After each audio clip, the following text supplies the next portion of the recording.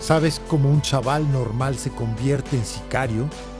Te voy a contar la historia real de Alex, y no es como en las pelis. Os contaré la historia de Alex, el joven sicario. Capítulo 1. El barrio que lo traga. El barrio de Alex no salía en las postales de la ciudad, ni en los folletos de turismo que los extranjeros hojeaban en el centro. Era un lugar donde el hormigón se desmoronaba con la misma facilidad con la que las esperanzas se marchitaban al sol. Las farolas, más que alumbrar, parpadeaban como ojos cansados, y sus luces amarillentas apenas lograban disipar las sombras que se alargaban por los callejones estrechos y las plazas olvidadas. Era un sitio con nombre propio, pero sin voz en los discursos políticos. Un rincón de la urbe donde la policía entraba siempre con prisas, con sirenas estridentes y caras serias, para salir más rápido todavía, dejando tras de sí un rastro de polvo y una sensación de abandono aún más profunda. Entre paredes grafiteadas que contaban historias mudas de ausencias y luchas, creció Alex, un chaval de 16 años, espigado y con una melena de rizos oscuros que siempre le caía sobre los ojos. Sus zapatillas, esas que se anudaba con prisa cada mañana, estaban gastadas, con las suelas finas de tanto patear el asfalto y las lonas, deshilachadas por los bordes. Pero lo que más llamaba la atención de Alex no era su ropa o su aspecto descuidado, sino la inquietud que le brillaba en la mirada. Unos ojos que lo observaban todo, que absorbían cada detalle de la miseria y el ingenio que convivían en su entorno. Su madre, Carmen, hacía lo que podía y más. Se levantaba cuando el sol aún era una promesa lejana. Se fajaba limpiando casas de gente que ni siquiera la miraba a los ojos. Cuidaba a ancianos con paciencia infinita y estiraba cada euro como si fuese de goma, intentando que el poco dinero que entraba en casa se multiplicara para cubrir las necesidades básicas. Pero nunca alcanzaba. La nevera a menudo estaba más vacía de lo que le gustaría, y las facturas se amontonaban en la entrada, como un recordatorio constante de que siempre había algo pendiente. En East Luga, los chavales aprendían pronto que había dos caminos: aguantar la rutina de trabajos mal pagados o buscar atajos. Y esos atajos casi siempre llevaban a lo mismo de no pido respeto inmediato y problemas grandes. Alex lo veía cada día. En la esquina del bar El Búho, los mayores se reían con fajos de billetes en la mano. Llevaban ropa nueva, móviles brillantes, motos que rugían más que la televisión vieja de su casa. Él, en cambio, volvía del instituto con los bolsillos vacíos y la cabeza llena de preguntas. La primera vez que le ofrecieron hacer un favor fue casi un juego. Dani, un chaval un poco más grande, le dijo: «Tío, si quieres dejar de contar monedas para el bus, ven conmigo. Aquí se gana de verdad». Alex sonrió, incómodo. Sabía lo que eso significaba. En el barrio no había favores gratis. Pero la curiosidad y la necesidad empezaban a pesar más que el miedo. Y así empezó todo, no con un disparo ni con una gran decisión, sino con la simple sensación de que la vida, tal como la conocía, no le ofrecía nada, y que los otros, los de la esquina, parecían tenerlo todo. Capítulo 2. La primera tentación. El cambio llegó de la forma más simple casi imperceptible, como el lento deslizamiento de una piedra que inicia una avalancha. Una tarde cualquiera, después de clase, Alex se encontró con Danny en la esquina del bar El Búho. Era el mismo lugar de siempre, la misma acera agrietada por las raíces de un árbol obstinado, la misma farola que llevaba meses sin luz. Pero esa tarde, la conversación fue distinta. «Oye, chaval», le dijo Danny, bajando la voz, «¿quieres ganarte unos euros?» «Nada raro, tranquilo». Alex dudó. No sabía qué significaba nada raro viniendo de alguien como él. Pero la curiosidad le pudo. ¿Qué tendría que hacer? Solo llevar un sobre de aquí a 2 calles. Fácil, rápido. Te tomas un refresco con lo que te doy y te sobra. Alex no respondió al instante. Sabía que aquello no era un recado cualquiera, pero tampoco era un atraco ni nada parecido. ¿Qué daño podía haber en llevar un sobre? Finalmente asintió. Vale. Ese fue el primer paso. Un sobre, una simple entrega. El recorrido fue corto, apenas 5 minutos andando. Tocó el timbre de un piso. Salió un hombre mayor. Le quitó el sobre de la mano y cerró la puerta sin decir palabra. Alex se quedó allí un segundo desconcertado hasta que se marchó. De vuelta, Danny lo estaba esperando. «Bien hecho, tío. Tienes». Le puso un billete de 20 euros. En la mano, 20, por caminar 5 minutos. Alex se quedó mirando el billete como si no fuera real. Con lo que había tardado, en el mercado apenas habría ganado 2 euros. Esa noche, cuando llegó a casa, se metió en su cuarto y sacó el billete del bolsillo. Lo miró una y otra vez. No era mucho, pero para él significaba otra cosa, una puerta abierta. Los días siguientes siguieron igual. Otro sobre, otra entrega. Un paquete pequeño que tenía que dejar en un portal. Encargos fáciles, sin preguntas. Y siempre la misma recompensa, dinero rápido, sin esfuerzo.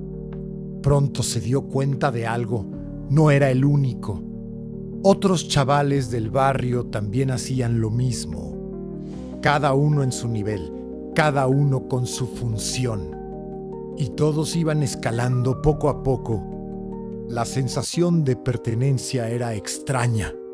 Alex todavía no estaba dentro del todo, pero ya se sentía parte de algo. No era el chaval invisible. Al menos, no para ellos. El dinero, además, empezaba a notarse. Un día volvió a casa con un móvil nuevo. No era el último modelo, pero comparado con el viejo que tenía, parecía de lujo. Su madre lo miró con desconfianza. ¿De dónde has sacado eso, Alex? Lo compré con lo que me dio el del mercado. No le creyó, pero tampoco insistió. Sabía que algo estaba cambiando, aunque no quería aceptarlo. El punto de no retorno llegó una tarde. Lluviosa, Danny lo llamó aparte y le dijo: «Hoy no es un sobre, tío. Hoy tienes que estar de vigía. Solo eso. Te quedas en la esquina. Si ves a los municipales, silbas». «Sil, ¿no?» Alex sintió un nudo en el estómago. Ya no era tan inocente como antes. Ser vigía significaba estar dentro de algo que, claramente, no era legal. Pero tampoco quería echarse atrás. Asentí. Vale. Se pasó 1 hora en aquella esquina, nervioso, mirando a todos lados. Finalmente, la cosa salió bien. Nadie apareció. Cuando todo terminó, Danny le dio 2 billetes de 20. Bien hecho, hermano. Así se empieza. Esa noche Alex no durmió bien. No por miedo, sino por la mezcla de sensaciones. Por primera vez había sentido que hacía algo importante. No un recado cualquiera, sino un papel clave. Y eso, por extraño que pareciera, lo hacía sentirse vivo. En el barrio empezaba a notarse. Algunos chicos lo miraban distinto, como si hubiera subido un escalón. Otros lo envidiaban en silencio. Él intentaba disimular, pero en su interior se sentía más fuerte, más seguro. El dinero no era lo único, era el respeto. Y eso, en ese barrio, valía más que cualquier cosa. Pero lo que Alex aún no entendía era que cada paso tenía un precio oculto y que una vez que cruzaba cierta línea no había vuelta atrás. Capítulo 3. El billete manchado. El primer billete grande llegó sin previo aviso, sin fanfarrias ni ceremonias. Era un sábado por la tarde. Danny le dijo que pasara por el bar, que había algo para él. Alex entró con la calma de quien quiere parecer seguro, aunque por dentro no dejaba de pensar que sería esta vez. Lo hicieron sentarse en una mesa apartada. Uno de los mayores, un tipo al que todos llamaban el Moro, sacó un sobre y se lo empujó por la mesa. Buen trabajo estos días, chaval. Te lo has ganado. Alex lo abrió con manos temblorosas. Dentro había un fajo de billetes. No los contó, pero sabía que era mucho más de lo que había visto junto en su vida. ¿Todo esto es para mí?, preguntó incrédulo. El Moro sonrió. Claro, aquí se paga a quien se le ocurra. Esa noche no fue a casa directo. Caminó sin rumbo por el barrio, con el sobre escondido bajo la chaqueta.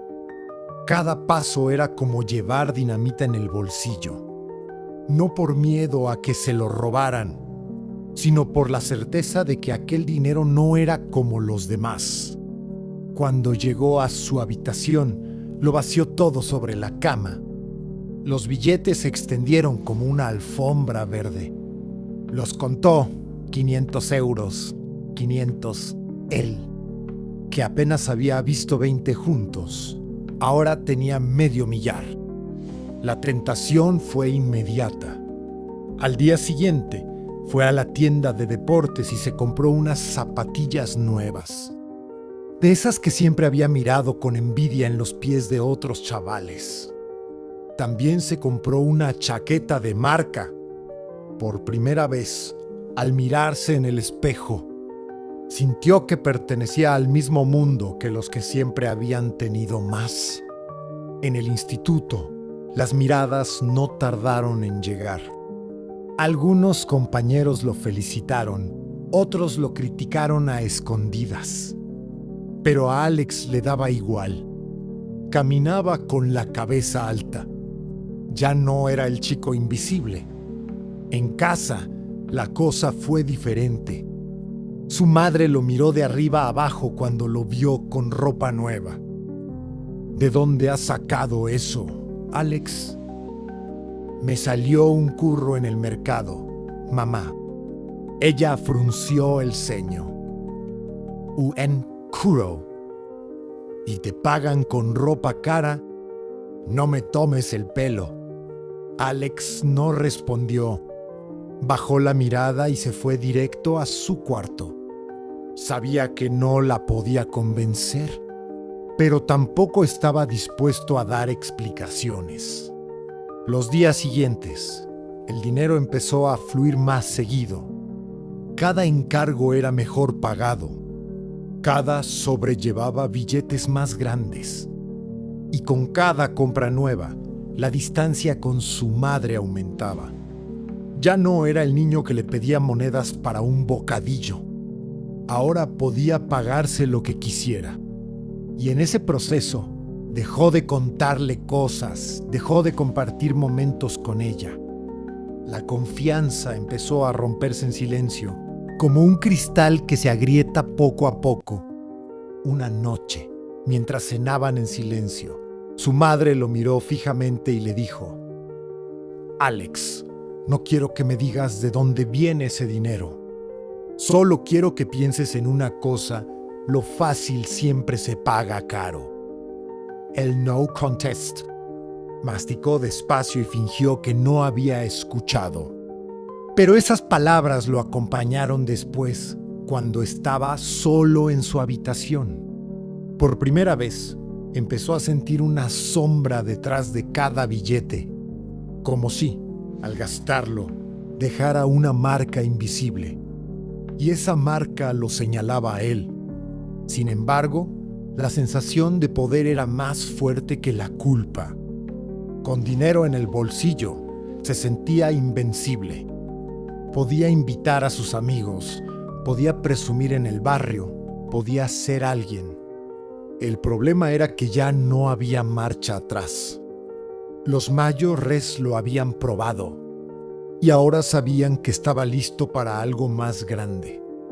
Capítulo 4. El arma en la mano. El primer arma no llegó con ceremonia, ni con discursos épicos. Fue tan simple como cuando le dieron aquel sobre por primera vez. Una tarde cualquiera, Danny lo llevó a un descampado en las afueras del barrio. Era un sitio que los chavales usaban para fumar, beber o hacer cosas lejos de la vista de los vecinos. Allí, bajo una farola rota, lo esperaba el moro. El hombre abrió el maletero de un coche y sacó una bolsa negra. Sin decir mucho, se la tendió a Alex. «Es tuya». Alex la tomó con las dos manos. Dentro, envuelta en un trapo, había una pistola pequeña, usada, con arañazos en la culata. El peso le sorprendió. No era como en las películas. No parecía un juguete. Era fría, metálica, seria.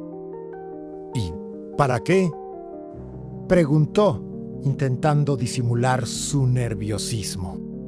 El moro lo miró con calma. «Para lo que toque. A partir de ahora no eres un niño de los recados. Si est, ac es porque vales». Danny le dio una palmada en el hombro. «No te rayes, hermano. Solo es para que la tengas encima. Nunca sabes cuándo la vas a necesitar». Alex asintió, pero por dentro sentía que el corazón le golpeaba el pecho. Caminó de vuelta con la bolsa como si llevara un secreto demasiado grande. Esa noche la escondió bajo el colchón, incapaz de mirarla durante horas. Al día siguiente, todo cambió. Danny apareció temprano en su casa. «Vamos, que hoy hay trabajo serio». El encargo era sencillo en teoría: acompañar a Danny a cobrar una deuda. Un hombre debía dinero a los de arriba y no lo quería soltar. Alex solo tenía que estar allí, mostrar presencia, enseñar que ya no era un crío. Caminaron hasta un taller mecánico medio abandonado. Dentro estaba el deudor, un tipo robusto que intentaba mantener la calma. Danny habló primero. «Tienes que soltar lo que debes hoy». El hombre negó con la cabeza, nervioso. «Os juro que la semana que viene». Danny sacó su pistola y la puso sobre la mesa. Alex, casi por instinto, hizo lo mismo. El hombre tragó saliva al ver dos armas delante. En cuestión de segundos, sacó un sobre de un cajón y lo lanzó sobre la mesa. «Est bien. Est bien. No quiero problemas». Daniel Aga sonrió y se levantó. Alex lo imitó, aunque por dentro estaba temblando. No había disparado. ni siquiera había apuntado, pero el simple hecho de mostrar la pistola ya lo había cambiado. De vuelta en la calle, Danny lo miró con complicidad. ¿Ves qué fácil? El respeto se gana así, sin soltar ni una palabra más de la cuenta. Alex no dijo nada. Caminaba en silencio, con la adrenalina aún en las venas. Por primera vez entendió el verdadero peso del arma. No eran solo gramos de metal. Era powder. Esa noche, al llegar a casa, volvió a guardar la pistola bajo el colchón. Se tumbó en la cama, con los ojos abiertos, repasando la escena una y otra vez. No había pasado nada grave, pero sentía que había cruzado una línea invisible, una línea de la que no se vuelve. Su madre llamó a la puerta. ¿Todo bien, Alex? Él contestó rápido. Yes, ma'am. To do been. Pero sabía que era mentira, porque desde ese día ya no era el mismo. Capítulo 5. La prueba de fuego. El primer trabajo serio llegó un martes lluvioso. El moro lo citó en el bar y le explicó sin rodeos. Hay un tipo que nos debe respeto. Tú vas a dárselo. Alex asintió, aunque por dentro algo se removía. Ya no era solo mostrar la pistola. Esta vez tenía que usarla. El objetivo era un comerciante que se negaba a pagar protección. Solo un tiro al aire, le dijeron, para que entienda el mensaje. Cuando llegó al local, Alex vio algo que no esperaba. En el mostrador había una foto de familia. El comerciante tenía hijos pequeños, como él había sido. Por un momento, dudó, pero el miedo a decepcionar a los mayores pudo más.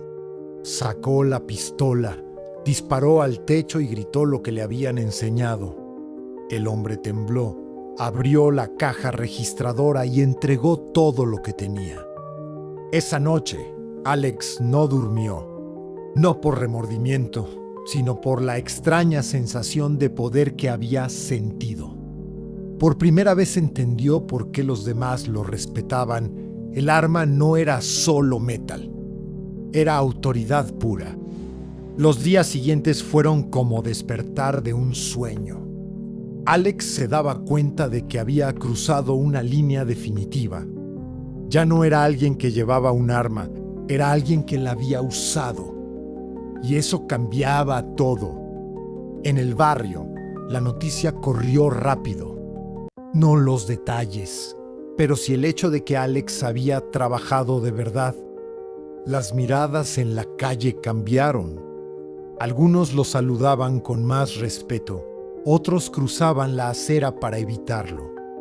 Él se sentía como si llevara una marca invisible que todos pudieran ver. El comerciante no denunció. En el barrio, esas cosas no se denunciaban. Pero Alex sabía que el hombre lo recordaría para siempre. Capítulo 6. El ascenso. Los meses siguientes fueron como una película en cámara rápida. Alex escaló posiciones rápidamente. Ya no era el chaval de los recados. Ahora tenía su propio territorio, sus contactos. Y lo más importante, respeto real en la calle. El dinero llegaba en cantidades que antes solo había soñado. Se compró una moto nueva ropa de marca, un apartamento pequeño pero suyo. En el barrio, cuando caminaba, la gente lo saludaba diferente. Ya no era invisible. Pero con cada escalón que subía, las tareas se volvían más serias. Una noche tuvo que solucionar un problema con un rival de otro barrio. Esta vez no fue un disparo al aire. El hombre terminó en el hospital con una bala en la pierna. Alex se dijo a sí mismo que había sido en defensa propia, pero en el fondo sabía que había cruzado una línea de la que no se podía volver. Su apartamento nuevo se convirtió en su refugio. Era pequeño, pero era suyo. Por primera vez en su vida tenía un espacio propio, sin su madre preguntándole cosas, sin vecinos gritando, sin el olor a humedad de su antiguo hogar. Lo decoró con gusto, comprando muebles caros, una televisión enorme, un equipo de música que hacía temblar las paredes. Era su forma de demostrar que había llegado. Pero la soledad también llegó con el apartamento. Por primera vez desde que había empezado en esto. Alex se encontraba con tiempo para pensar, y no siempre le gustaba lo que pensaba. Una noche, mientras contaba dinero sobre la mesa del salón, se dio cuenta de que hacía semanas que no hablaba con su madre. La había estado evitando, usando el trabajo como excusa. Decidió visitarla al día siguiente. Carmen estaba limpiando cuando Alex llegó. Lo miró con una mezcla de alegría y tristeza que le partió el corazón. ¡Qué sorpresa, cariño! Hacía tiempo que no venías. Alex se sentó en el sofá de siempre. Todo le parecía más pequeño, más pobre, más triste que antes. He estado liado. Mamá. Ya me imagino. Evelyn, has engordado un poco. Ira, cierto. La vida de restaurantes y comida cara había hecho efecto. Estuvieron hablando de cosas sin importancia durante un rato. Pero Alex notaba la tensión. Su madre quería preguntarle cosas, pero no se atrevía. Finalmente, Carmen se armó de valor. Alex, ¿eres feliz? La pregunta lo pilló desprevenido. Esperaba preguntas sobre el dinero, sobre el trabajo. Pero no hizo. Mam, soy feliz. Carmen lo miró fijamente. No lo pareces. Alex se levantó, incómodo. Tengo cosas que hacer. Antes de marcharse, dejó un sobre con dinero en la mesa de la cocina. Carmen no dijo nada, pero Alex sabía que no lo tocaría. Era dinero sucio y ella lo sabía. Capítulo 7. Los enemigos. La guerra empezó un jueves por la mañana. Alex estaba desayunando en su bar habitual cuando Dani entró corriendo. Nos han tocado, hermano. Han quemado el almacén de la calle Sierpes. Alex dejó el café a medias. El almacén era uno de sus puntos clave. Quemarlo no era solo un ataque económico, era una declaración de guerra. El moro los citó a todos en una hora. Cuando Alex llegó al local, vio caras que no había visto nunca. Gente de otros barrios, otros grupos aliados. La cosa iba en serio. Los de la zona norte se han vuelto locos, explicó el moro. Creen que pueden entrar en nuestro territorio. Se van a enterar de lo que vale un peine. Alex escuchó los planes de venganza con una mezcla de excitación y preocupación. Había participado en peleas antes, pero esto era diferente. Esto era guerra abierta. Su papel era claro, liderar. Un grupo de 5 hombres para visitar. 3 locales de la competencia. No tenían que matarlos, solo enviar un mensaje. La primera visita salió según el plan.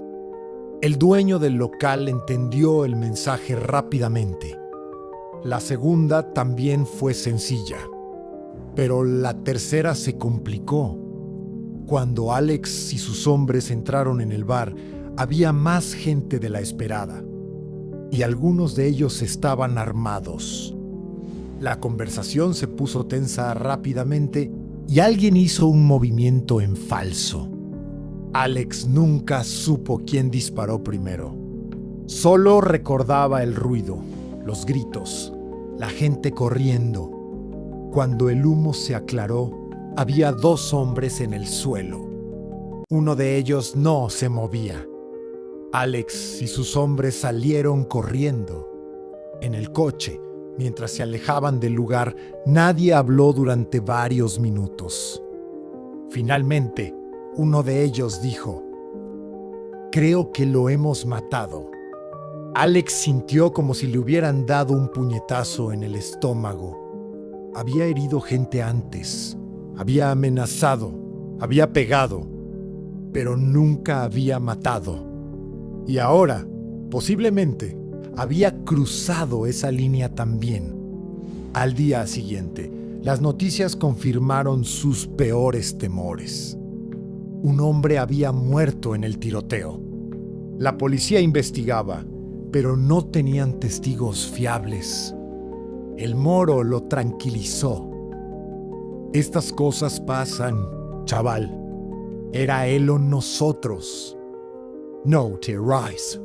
Pero Alex no podía no rayarse. Por primera vez desde que había empezado en esto. Se preguntó si había ido demasiado lejos. Capítulo 8. La caída. El error llegó cuando Alex se sentía más seguro que nunca. Tenía 18 años y una reputación que lo precedía en toda la ciudad. Se había convertido en lo que siempre había admirado, uno de los que mandaban. El encargo parecía rutinario: hablar con un comerciante que se negaba a pagar protección. Pero cuando Alex llegó al local, algo había cambiado. El hombre no estaba solo. Había llamado a la policía. En cuestión de segundos, Alex estaba en el suelo, esposado, con 3 agentes apuntándole. No tuvo tiempo de reaccionar. Su mundo se desmoronó en un instante. La detención fue brutal y rápida. Lo levantaron del suelo, lo cachearon con rudeza, le arrebataron la pistola. La humillación le quemaba por dentro. La comisaría era un lugar frío e impersonal. El interrogatorio fue largo y agotador. Los policías le mostraron las pruebas, testimonios, grabaciones, el arma que le habían quitado. El juicio fue rápido. Las pruebas eran claras: porte ilegal de armas, extorsión, asociación para delinquir. Alex, que había creído que era intocable, se encontró sentado en un banquillo viendo cómo todo se desvanecía. Su madre apareció en el juicio. Era la primera vez que la veía en meses. Estaba más delgada, más vieja, con los ojos rojos. Cuando sus miradas se cruzaron, Alex sintió algo que había olvidado: vergüenza. La sentencia fue de 6 años de prisión. Capítulo 9. El despertar. La cárcel fue como un golpe de realidad que Alex no esperaba. Allí no era nadie especial. No tenía territorio, no tenía respeto, no tenía dinero. Solo tenía tiempo para pensar. Los primeros meses fueron los peores. Se daba cuenta de todo lo que había perdido: la confianza de su madre, su juventud, su futuro. Pero también empezó a entender algo más profundo. Todo el respeto que había ganado en la calle era falso, basado en el miedo, no en el valor real. Un día recibió una carta de su madre. Era la primera en 2 años. «Alex, todavía creo en ti. Cuando salgas, estaré aquí. Pero necesito que cambies de verdad. El hijo que crié sigue ahí dentro». Esa noche, Alex lloró por primera vez desde que era niño. El cambio no llegó de un día para otro. Fue gradual, casi imperceptible al principio. Alex empezó a participar en las actividades educativas de la prisión. Se apuntó a clases de alfabetización para ayudar a otros presos que no sabían leer. Descubrió que tenía paciencia para enseñar, que le gustaba ver cómo otros aprendían. También empezó a leer. La biblioteca de la prisión no era gran cosa, pero tenía libros suficientes para mantenerlo ocupado. Alex, que había abandonado los estudios, descubrió que le gustaba aprender. Empezó a escribir.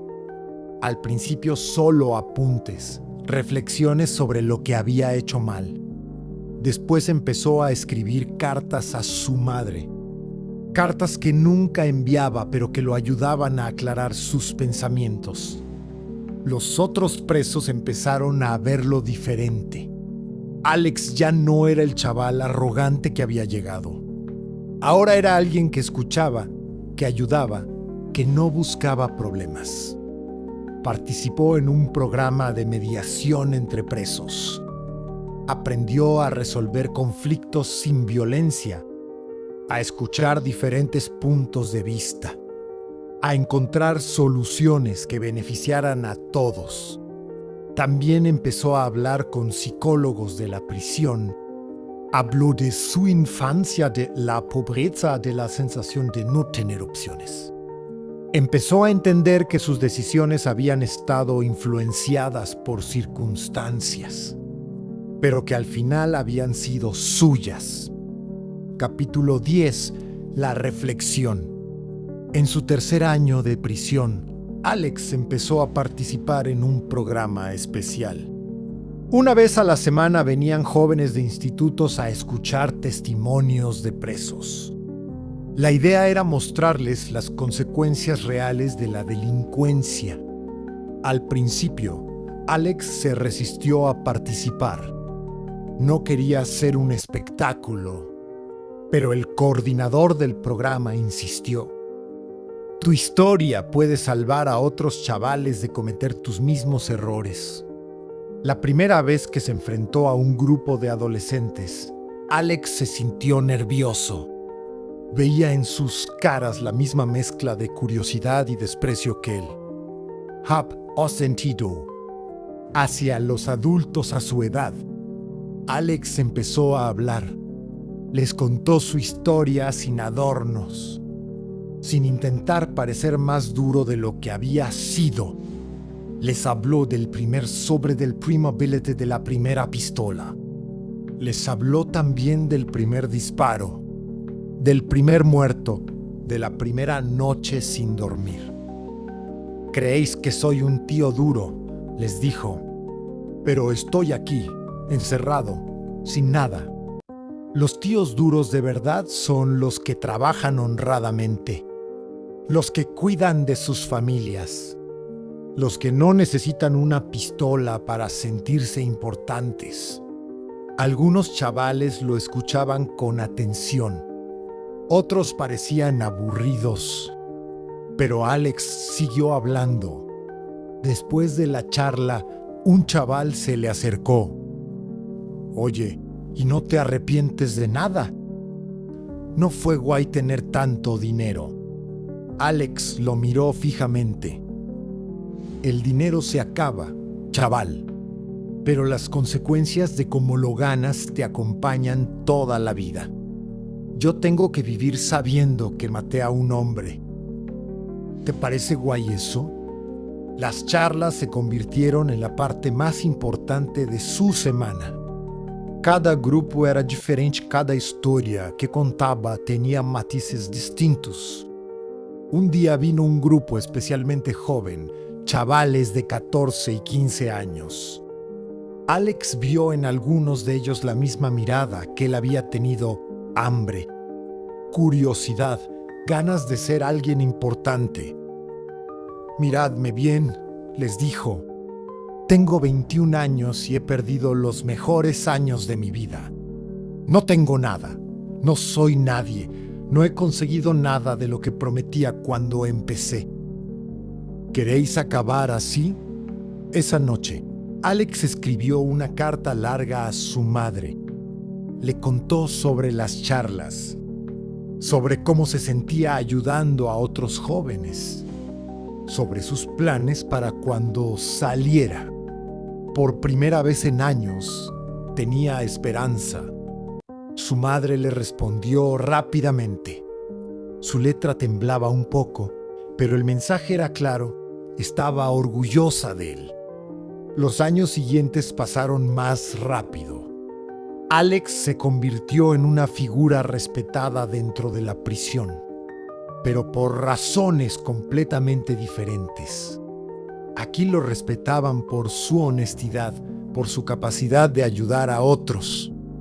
Terminó el bachillerato en prisión. Empezó estudios universitarios a distancia. Se especializó en trabajo social, pensando en su futuro fuera de la cárcel. También empezó a escribir un libro, la historia de su vida, desde el primer sobre hasta el momento presente. No para glorificar lo que había hecho, sino para mostrar las consecuencias reales de esas decisiones. Capítulo 11. La preparación para la libertad. En su 5º año de prisión, Alex empezó a prepararse para la libertad. Sabía que salir iba a ser tan difícil como había sido entrar. El mundo exterior había seguido girando sin él. Su madre lo visitaba cada vez más a menudo. Hablaban de planes, de posibilidades, de miedos. Carmen había envejecido durante estos años, pero Alex veía en sus ojos una esperanza que no había estado allí antes. Cuando salgas, le decía, todo va a ser diferente, pero podremos empezar de nuevo. Alex sabía que no sería tan fácil. Tenía antecedentes penales, había perdido años de experiencia laboral, pero también sabía que tenía algo que no había tenido. Antes, claridad sobre lo que quería hacer con su vida. El programa de reinserción de la prisión lo ayudó a preparar su currículum, a practicar entrevistas de trabajo. No era mucho, pero era un comienzo. También mantuvo contacto con algunas organizaciones que trabajaban con jóvenes en riesgo. Habían conocido su historia a través de las charlas en la prisión. Un día recibió una visita inesperada. Era Danny, su antiguo compañero. Alex no lo había visto en 3 años, y el cambio era evidente. Danny había envejecido mal, tenía cicatrices nuevas. «¿Qué tal, hermano?», le dijo Danny, intentando sonar alegre. Alex lo miró con una mezcla de cariño y tristeza. Danny había sido como un hermano mayor para él, pero ahora veía claramente lo que no había visto antes. Era solo un chaval, perdido jugando a ser mayor. «Bien, Danny, ¿tú qué tal?». Danny le contó historias del barrio, de operaciones nuevas, de dinero que se ganaba. Pero Alex notaba que algo había cambiado. Ya no había la confianza de antes. «Cuando salgas», le dijo Danny, «tienes tu sitio esperándote. El moro dice que has pagado tu deuda». Alex lo miró fijamente. «No voy a volver, Danny». Danny se rió, como si fuera una broma. «¿Cómo que no vas a volver?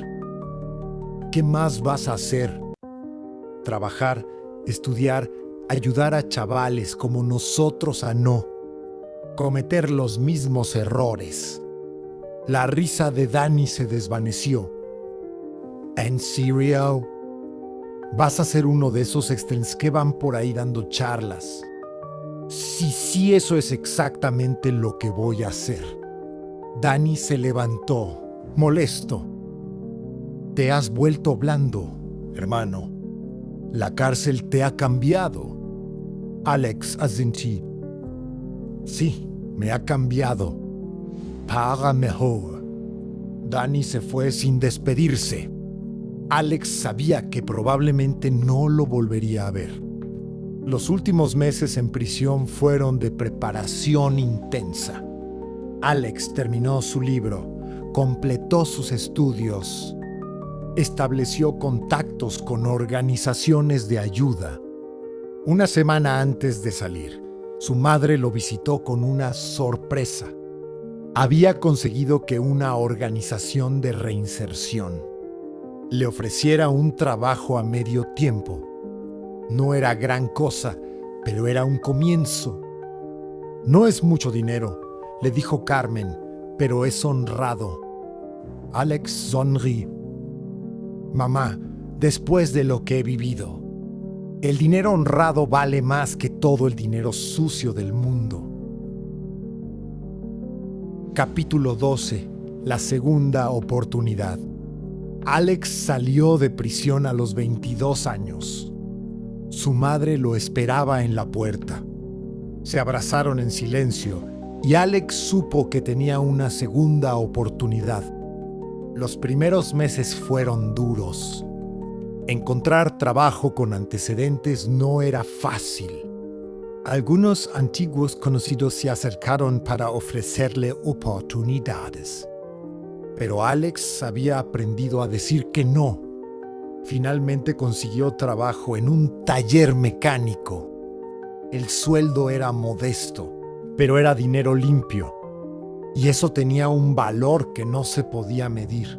Con el tiempo, empezó a hablar con jóvenes del barrio que estaban en su misma situación. Les contaba su historia sin adornos. Algunos lo escuchaban, otros no. Pero Alex había entendido que su experiencia podía servir para algo positivo.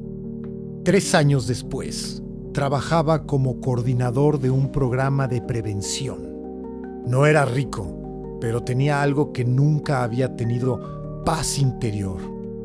Los años siguientes fueron de construcción lenta pero constante. Alex se mudó a un apartamento pequeño pero digno, cerca de su madre. No era lujoso, pero era suyo y estaba pagado con dinero honrado.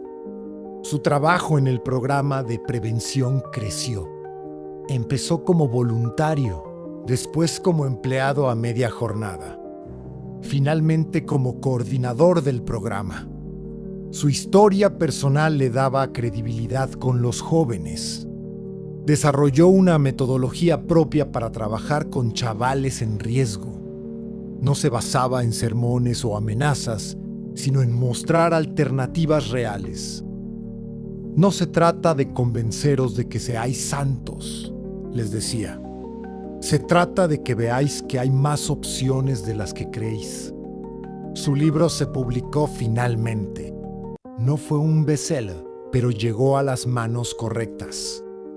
Institutos, centros de menores, organizaciones sociales lo usaban como herramienta educativa. Alex recibía cartas de jóvenes que habían leído su historia y habían decidido cambiar su rumbo. Una de esas cartas la escribió un chaval de 16 años de Barcelona. He leído tu libro. Estaba a punto de meterme en líos parecidos a los tuyos. Tu historia me ha hecho pensar. Gracias por ser honesto sobre lo que pasó realmente. Alex guardó esa carta como un tesoro. Era la prueba de que su experiencia, por dolorosa que hubiera sido, servía para algo bueno. Su relación con su madre se fortaleció. Carmen, que había sufrido tanto durante los años difíciles, ahora veía con orgullo cómo su hijo ayudaba a otros. Nunca perdí la esperanza, les decía a los padres preocupados. Aunque Alex se alejó mucho, yo sabía que el niño bueno que había criado seguía ahí dentro. Epílogo, el círculo completo. 5 años después de salir de prisión, Alex había construido una vida completamente nueva. Su programa de prevención había ayudado a cientos de jóvenes. Su libro se había reeditado varias veces. Su trabajo era reconocido por instituciones y medios de comunicación. Pero para él, el verdadero éxito se medía en pequeños momentos. Como cuando un chaval que había estado a punto de unirse a una banda decidía seguir estudiando, o cuando un padre le daba las gracias por haber salvado a su hijo. Una tarde, un chaval del barrio se le acercó. «Oye, tú eres Alex, ¿no? El que ayuda a los chavales. Alex Azenti. Y es verdad que antes eras importante en la calle. Alex SV detuvo. Mira, al chaval que no tendría más de 14 años. Escúchame bien. Yo creía que era importante, pero no lo era. Era solo un niño asustado que confundió el miedo con el respeto. El verdadero respeto se gana ayudando, no lastimando». Esa noche, mientras cenaba con su madre, ella le dijo: «Alex, tardaste en encontrar tu camino, pero lo encontraste. Y eso es lo que importa». Alex asentí, sabiendo que había aprendido la lección más importante, que el verdadero poder no viene de infundir miedo, sino de generar esperanza. Cada día era una oportunidad para demostrar que las personas pueden cambiar, que los errores del pasado no tienen por qué definir el futuro, que el verdadero valor de una vida se mide en el bien que se hace a otros. Y cuando se acostaba cada noche, Alex sabía que había encontrado algo que había buscado toda su vida. Sin saberlo, un propósito real, un respeto genuino y la paz que viene de saber que estás en el lugar correcto, haciendo lo correcto por las razones correctas. El chaval que había empezado llevando sobres por 20 euros ya no existía. En su lugar había un hombre que había aprendido que el verdadero éxito no se mide en dinero o poder, sino en la capacidad de convertir el dolor en sabiduría, los errores en lecciones y la experiencia personal en ayuda para otros. Y eso, Alex lo sabía ahora, era lo único que realmente importaba.